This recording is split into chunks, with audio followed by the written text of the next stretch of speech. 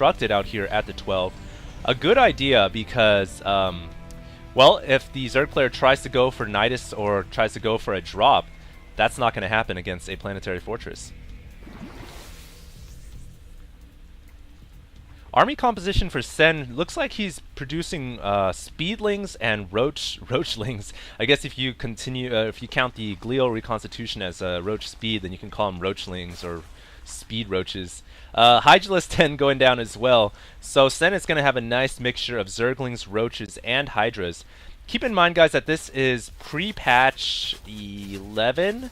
So this is a pretty old game, but I recently got the replays. And so this is a bit older of a patch. The Roach, recently, you guys know that they got nerfed, where they can only, well, they cost 2 supply now. In this case, in this game, they still cost 1.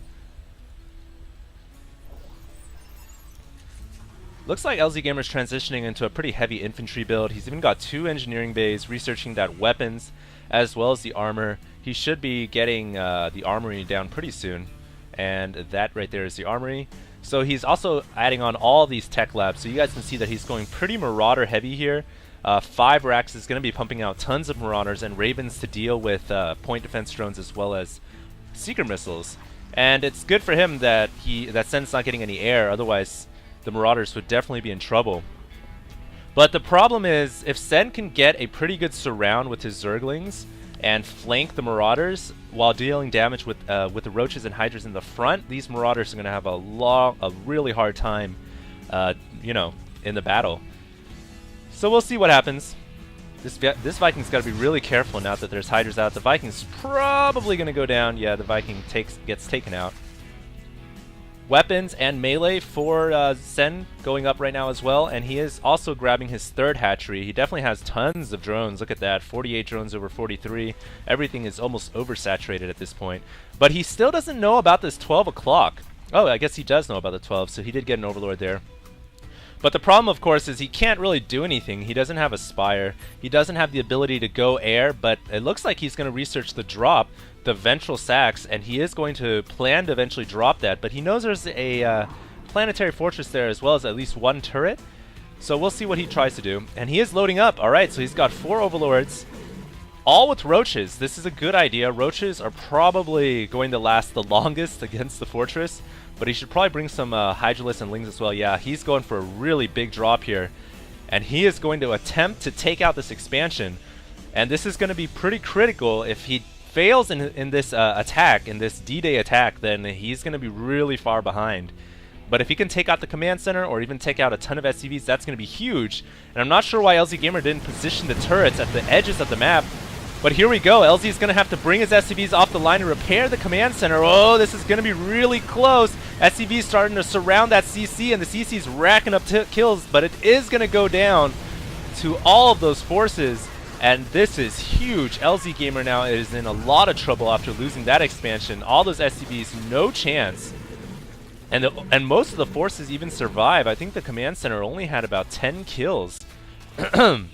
So now, LzGaMER knows he needs to make a move, and he is going to push out with his Marauders. This hatchery's got no chance. But all in all, considering that what each player lost in expansion, I think LzGaMER took the harder hit there because he lost a ton of SCVs as well, and he was only on 2 bases. The Zerg player is still on 2 right now, 2 over 1. And now Sen is going to go for the kill. I mean, he can just blow through all of these rocks and probably just overrun LZ right now. He's even got Banelings to deal with some of the infantry. 125 supply over 87. LZ looks like he's in a lot of trouble here.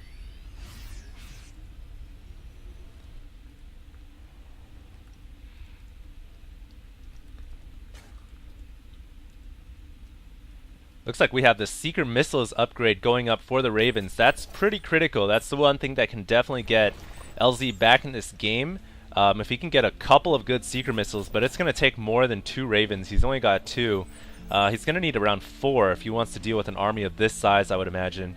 Otherwise, the Seeker Missiles are going to help, but without more forces, I think he's still going to go down. 93 supply to 136, and you guys notice how Sen is splitting his Zerglings off from his main army. He's even got them hotkeyed to a different group.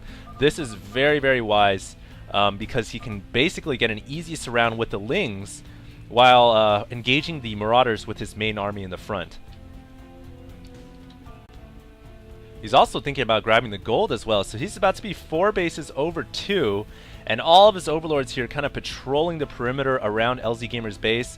That's going to prevent any expansion from going up here because he's going to have advanced knowledge. He's even got a Hydralisk and Roach there. And this is why I thought LzGaMeR shouldn't have grabbed that 12. I thought it was a poor decision. Looks like he's going to kill off an Overlord. He really does need a couple more Ravens. Ooh, big battle here. Almost missed that. As the Zerglings are going to get a surround off, and these Marauders have no more fallback route. Now the Ravens going to have to use their Seeker Missiles. Uh-oh. Are they going to fire? Yeah, there goes one. There goes two. Taking out a lot of the light troops like the Lings and Banelings, but the Roaches and a lot of the Hydras survived that battle, and now I think it's pretty much going to be GG. Send the Korean overrunning LzGaMeR, the American. This expansion is pretty much going to go down.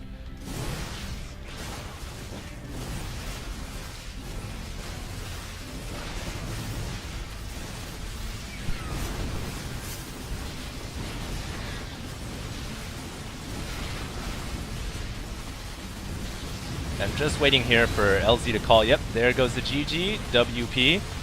And so I hope you guys enjoyed that game. A relatively easy Zerg win over the Terran. And once again, this is an older replay pack that I've casted these games a while back, but I'm saving them for if the beta ever has any downtime. So these games are pretty much going to be released if there's ever any downtime. Hope you guys enjoyed that game, and we're going to go ahead and move on to the next one.